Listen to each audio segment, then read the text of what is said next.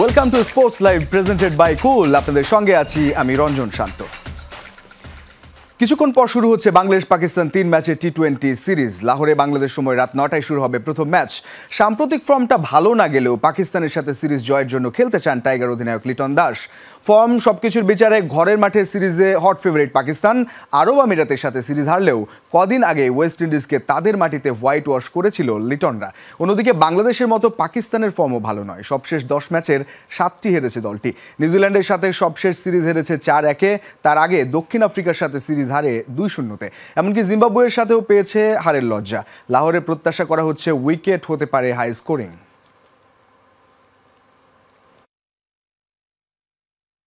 আলোচনা সমালোচনা হবেই, ভালো ক্রিকেট না খেললে এটা তো নর্মাল জিনিস।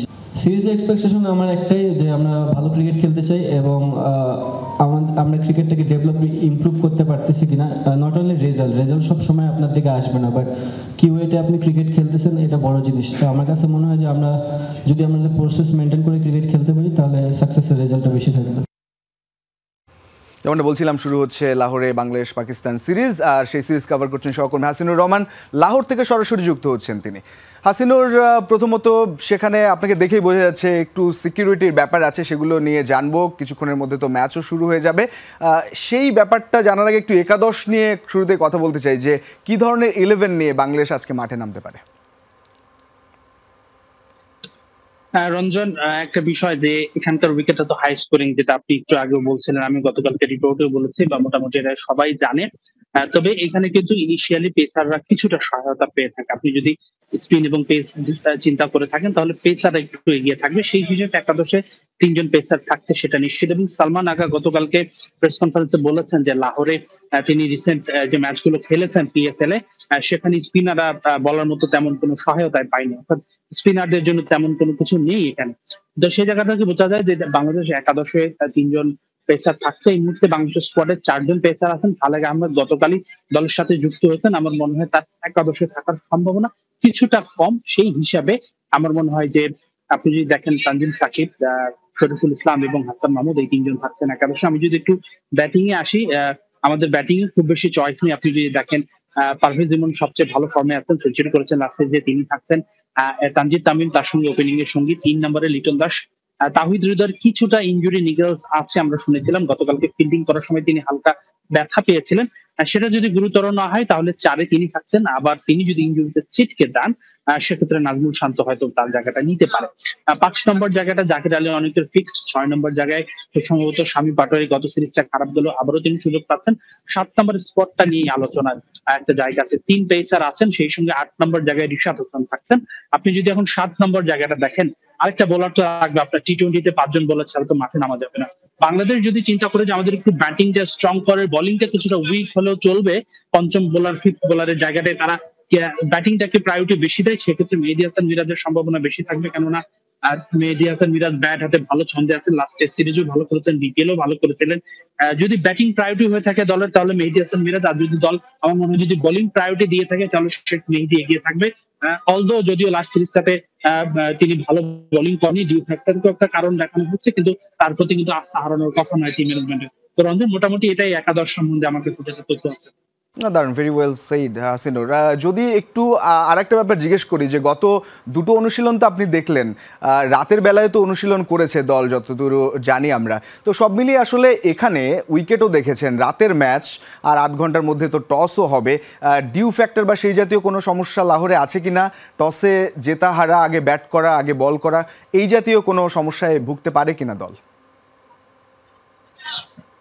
আমার মনে হয় না ডিউ ফ্যাক্টর এখানে আছে। লিটন দাসও কালকে বলেছেন যে তিনি অনুশীলনে ডিউ সমস্যাটা আসেনি, আমরাও দেখিনি। আমি গত 2 দিনে একদম দল যতক্ষণ অনুশীলন করেছে ততক্ষণ মাঠে ছিলাম, কোন রকম ডিউর সমস্যা কিন্তু মনে হয়নি। তো সেটা কোনো ফ্যাক্টর নয়। তবে আমার মনে হয় এখানে টস জিতে ব্যাটিং বা বোলিং সেটা বড় ফ্যাক্টর নয়। আপনি যদি পিএসএল এ দেখেন রান চেঞ্জও হয়েছে, তবে আগে ব্যাটিং করে যদি বড় স্কোর করা যায় সেটা আমার মনে হয় বেটার হয়। কেননা আমরা জানি যদিও রিসেন্টলি বাংলাদেশ ভালো চেস করেছে, কিন্তু তারপরেও প্রতিপক্ষ যদি আগে ব্যাটিং করে একটা 200 রানের প্লাস স্কোর দাঁড় করায়, প্রতিপক্ষের দলের জন্য কিন্তু সেটা একটা চাপ হিসেবে কাজ করে, মানসিক একটা ব্যারিয়ার তৈরি হয়। তো সেই জায়গাটা ভাবতে পারে টিম ম্যানেজমেন্ট। আবার এটা দেখো আছে যে আপনি শুরুতে নিশ্চয়ই পেসাররা কিছুটা অন্তত 5-6 ওভার একটা সুবিধা পেয়ে থাকবে সেটা। তবে আমার মনে হয় এখানে টস কোনো ডিসাইডিং ফ্যাক্টর না, আগে বা পরে ব্যাটিং করা, তবে আপনাকে রান করতে হবে সেটাই জরুরি। সিকিউরিটির বিষয়ে কথা বলতে চাইছিলাম একটু, যেহেতু পাকিস্তানে সিরিজ একটা এক্সট্রা সিকিউরিটি সেখানে থাকবে, লাহোরে খেলা, সব মিলিয়ে এই ব্যাপারটা আপনি একটু যদি খোলাসা করেন, এখন পর্যন্ত কেমন দেখছেন স্টেডিয়ামের বাইরে?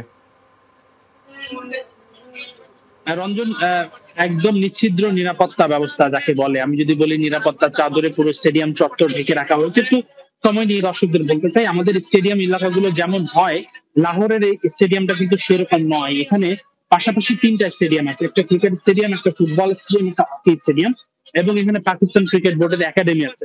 এবং পুরো এলাকাটা কিন্তু একটা বাউন্ডারি ওয়াল দিয়ে বেষ্টিত।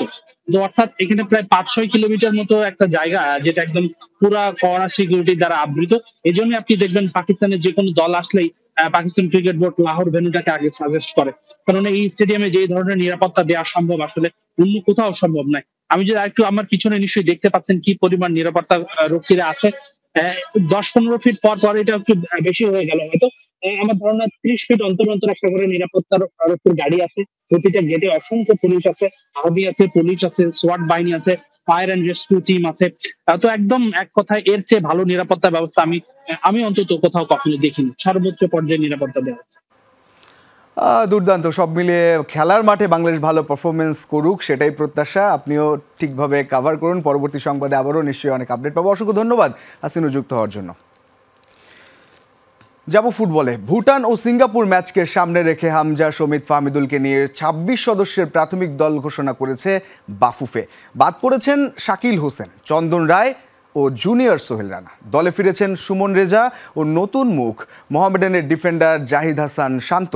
লাল সবুজের মিডফিল্ডকে দক্ষিণ এশিয়ার সেরা বলছেন কোচ হাভিয়ের ক্যাব্রেরা। জাতীয় স্টেডিয়ামের প্রত্যাবর্তনের ম্যাচ জয় দিয়ে রাঙাতে চায় বাংলাদেশ।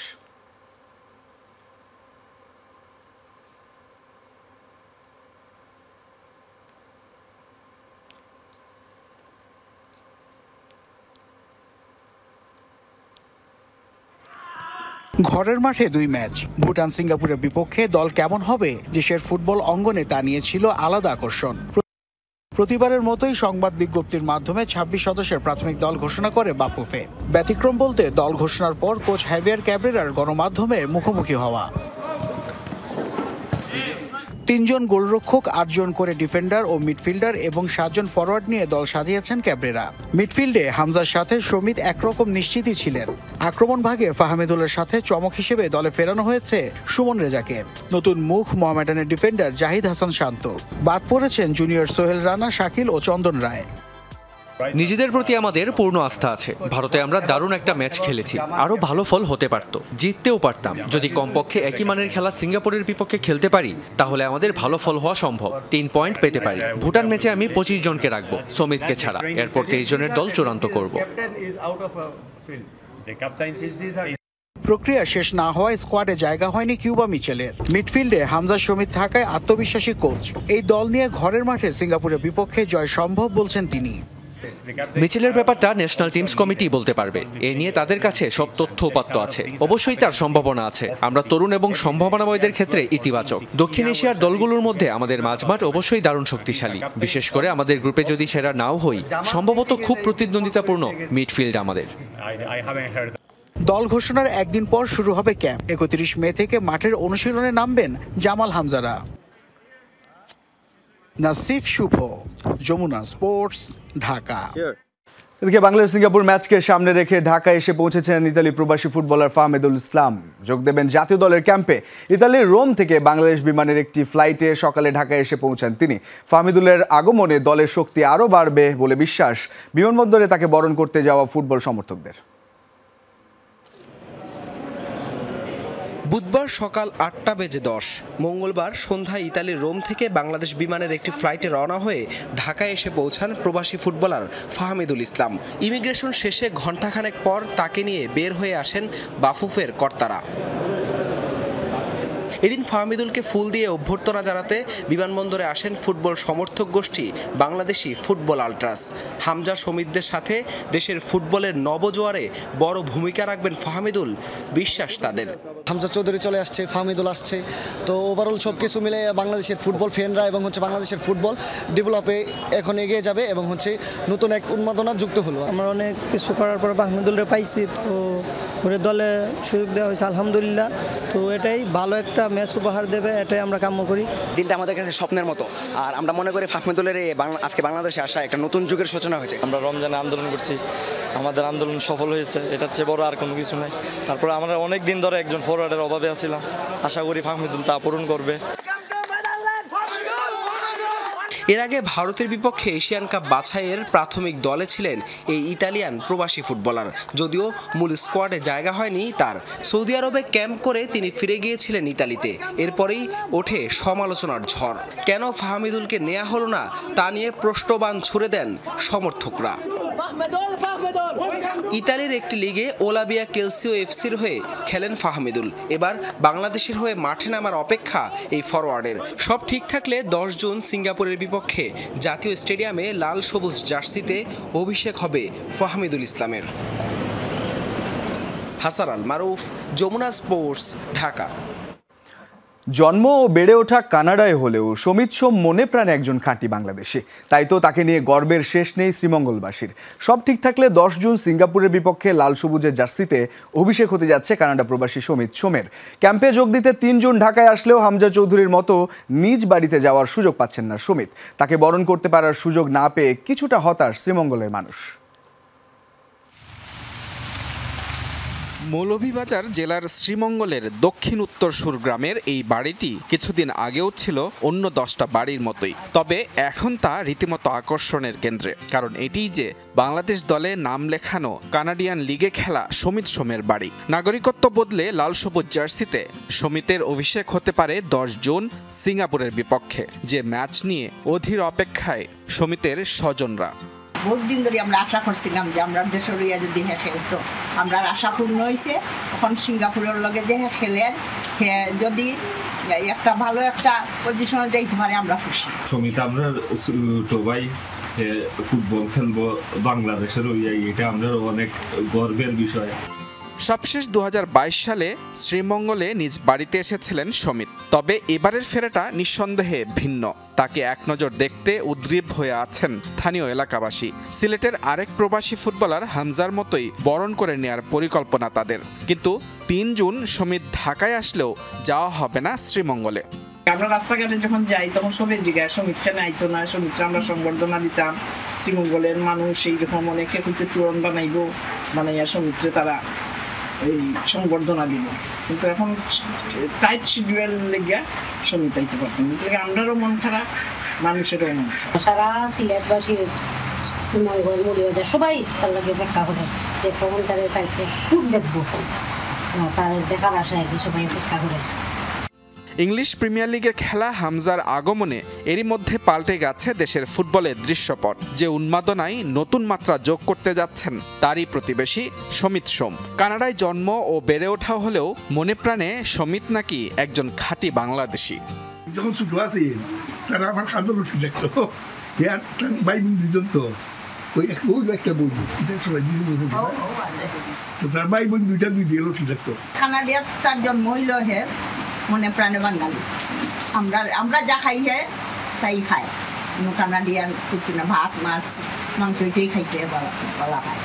বর্তমানে কানাডিয়ান প্রিমিয়ার লিগের দল ক্যাভেলরি এফসিতে খেলছেন সমিত সোম। মুজরাবিন Tarek, Jamuna sports. Asian cup বাছাইয়ের প্রস্তুতি মঞ্চ হিসেবে ধরা হয়েছে নারী 3 জাতি টুর্নামেন্টকে, যেখানে প্রথম অ্যাসাইনমেন্ট র্যাঙ্কিংয়ে অনেক ধাপ এগিয়ে থাকে ইন্দোনেশিয়ার বিপক্ষে। শক্তি সামর্থ্যে এগিয়ে থাকলেও ইন্দোনেশিয়ার বিপক্ষে ভালো কিছুর প্রত্যাশা করছেন বাংলাদেশ দলের সহকারী কোচ মাহবুবুর রহমান লিটু। পাশাপাশি ভুল ত্রুটি শুধরে নেয়ার মঞ্চ হিসেবেই এই 3 জাতি সিরিজকে দেখছেন ফরওয়ার্ড তহুরা খাতুন। 3 জাতি টুর্নামেন্টে অংশ নিতে বর্তমানে জর্দানে অবস্থান বাংলাদেশ জাতীয় নারী ফুটবল দলের। লক্ষ্য আসন্ন এফসি নারী এশিয়ান কাপ কোয়ালিফায়ারের প্রস্তুতি।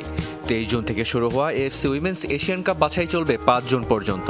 সি গ্রুপের খেলায় বাংলাদেশের প্রতিপক্ষ মিয়ানমার, বাহরাইন ও তুর্কিমেনিস্তান। সেই টুর্নামেন্টের আগে নিজেদের ঝালিয়ে নিতেই অনুশীলনে ঘাম ঝরাচ্ছেন বাংলাদেশের মেয়েরা। এশিয়ান পর্যায়ে বাংলাদেশের অবস্থা খুবই করুণ। মূল পর্বে ওঠা তো দূরে থাক, বাছাই পর্বই পার করতে পারেনি লাল সবুজের প্রতিনিধিরা। তবে এবার এশিয়ান কাপ বাছাইয়ে আগের চেয়ে ভালো ফল আশা করছেন মাহবুবুর রহমান লিটু।